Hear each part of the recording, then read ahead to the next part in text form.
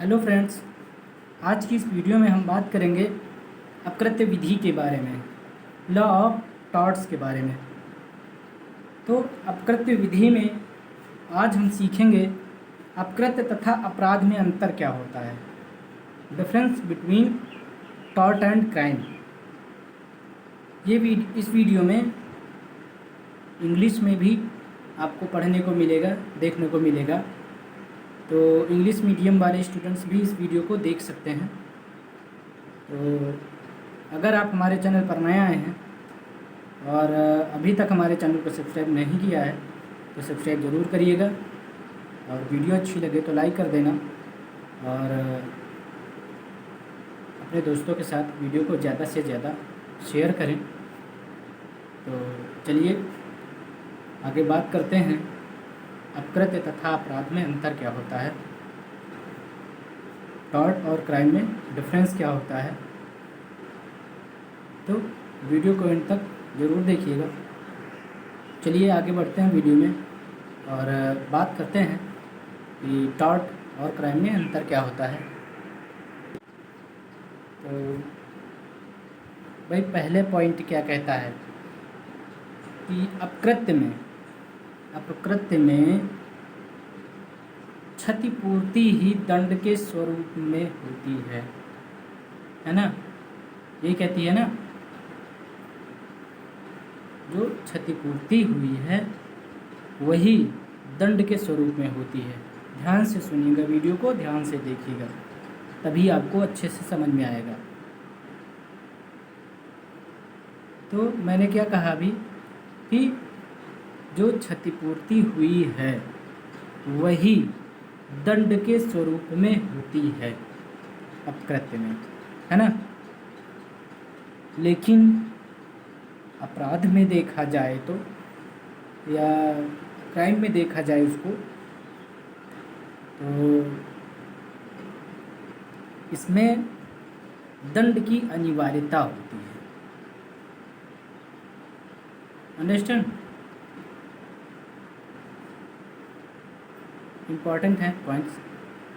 In tort compensation in English, okay, in tort compensation is in the nature of punishment only, okay, whereas in offense punishment is unavoidable. Second point क्या कहता है, अपकृत्य में क्षतिपूर्ति वादी को दिलाई जाती है, लेकिन अपराध में जुर्माना राजकोष में जमा होता है। किस में जमा होता है? राजकोष में। जो भी पेनाल्टी होती है, जो भी जुर्माना अपराध करने पर जो भी जुर्माना दिया जाता है, ठीक है, वो जुर्माना जो भी 10,000 20,000 जो भी होता है, वो पेनाल्टी हमें राजकोष में जमा करना होता है। अंडरस्टैंड? तो in English, in tort compensation is awarded to the plaintiff while penalty in the crime is deposited in the treasury. तो आगे बात करते हैं अब थर्ड पॉइंट पे। तीसरा पॉइंट क्या कहता है, ध्यान से सुनिएगा, इम्पॉर्टेंट पॉइंट है। अपकृत्य में क्षतिपूर्ति के लिए वाद चलाया जाता है। ध्यान से सुनते रहिएगा, बहुत ही इम्पोर्टेंट है। अपकृत्य में क्षतिपूर्ति के लिए वाद चलाया जाता है, लेकिन अपराध में क्राइम में अभियोजन अपराधी को दंड दिलाने के लिए प्रयास करता है।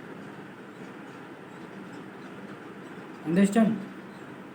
इन इंग्लिश, अगर इंग्लिश में बात करें तो in tort a suit for damages is instituted while in crime the prosecution seeks to award punishment to the offender.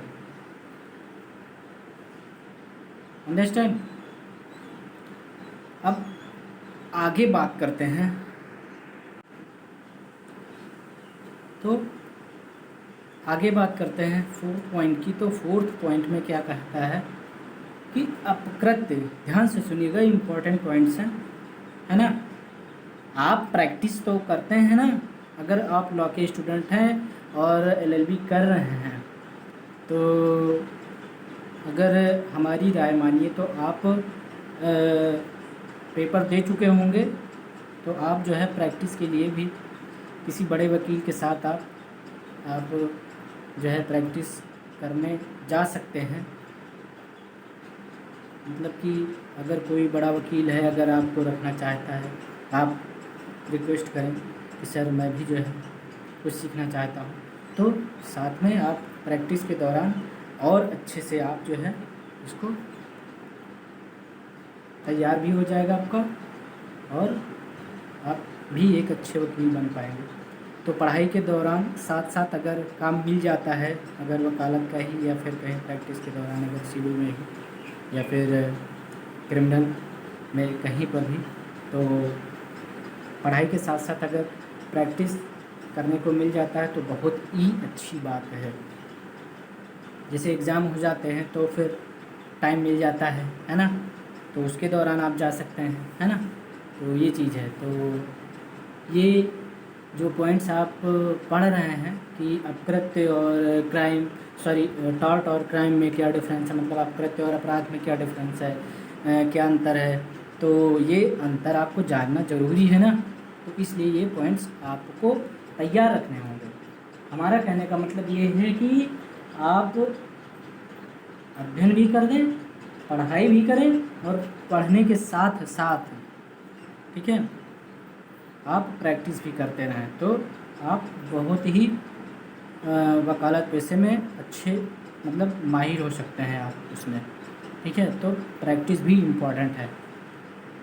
तो ध्यान से सुनिएगा पॉइंट्स को, इन पॉइंट्स को आप तैयार रखेंगे तो आपके लिए अच्छा रहेगा।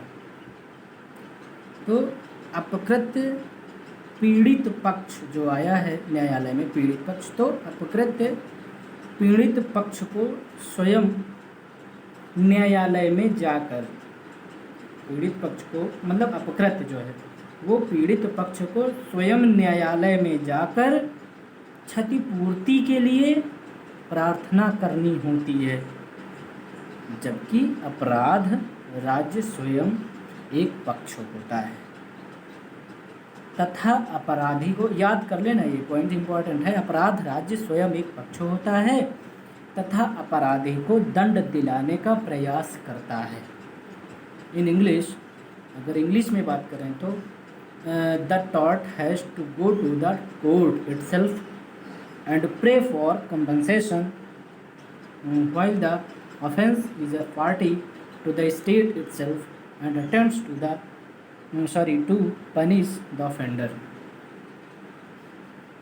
तो इम्पॉर्टेंट पॉइंट हैं, इनको इग्नोर नहीं करिएगा आप लोग। एक इम्पॉर्टेंट पॉइंट्स, एक इम्पॉर्टेंट क्वेश्चन की बात करेंगे इस वीडियो में। आपके सामने है क्वेश्चन, कब एक ही कृत्य अपकृत्य तथा अपराध है। When is the same act tort and crime? मतलब एक ही कार्य है और वही कार्य अपकृत्य भी है और वही कार्य अपराध भी है। तो ये किस केस में हो सकता है, कब हो सकता है ना। तो ध्यान से सुनिएगा, इम्पॉर्टेंट पॉइंट है, तैयार कर लेना हो सके तो, है ना दोस्तों। तो चलिए बात करते हैं, कौन सा कृत्य है जो अपकृत्य तथा अपराध दोनों है। ध्यान से सुनिएगा, कोई कृत्य जब एक ही व्यक्ति के प्रति, कोई कृत्य जब एक ही व्यक्ति के प्रति किए गए कृत्य के रूप में समझा जाता है तब वह अपकृत्य होता है। समझ रहे हैं ना बात हमारी। इन्होंने ये कहा कि कोई कृत्य है ना, जब एक ही व्यक्ति के प्रति किए गए कृत्य के रूप में उसको समझा जाता है ना, तब वह अपकृत्य के रूप में होता है। और जबकि वही कृत्य जब समस्त समाज के प्रति किया गया समझा जाता है, समस्त समाज के प्रति किया गया समझा जाता है, तो अपराध हो जाता है। In English, when something is deemed to be an act of one person, it is a tort. But when the same act is deemed to have been done to the whole society, it is a crime. कहने का means ये है कि कोई कार्य अगर एक ही व्यक्ति के प्रति किए गए कृत्य के रूप में समझा जाता है तो वो अपकृत्य के रूप या अपकृत्य के अंतर्गत आता है, अपकृत्य विधि के अंतर्गत आता है। लेकिन अगर वही कृत्य जब सारे समाज के सामने किया जाता है, सारे समाज के सामने समझा जाता है ना, तो वो अपराध माना जाता है। ठीक है। तो अगर आपको वीडियो अच्छी लगी है दोस्तों तो वीडियो को लाइक कर देना, और अगर आप हमारे चैनल पर नए आए हैं, अभी तक हमारे चैनल को आपने सब्सक्राइब नहीं किया तो सब्सक्राइब कर लीजिए। ये चैनल आपके लिए इम्पोर्टेंट होने वाला है भविष्य में। और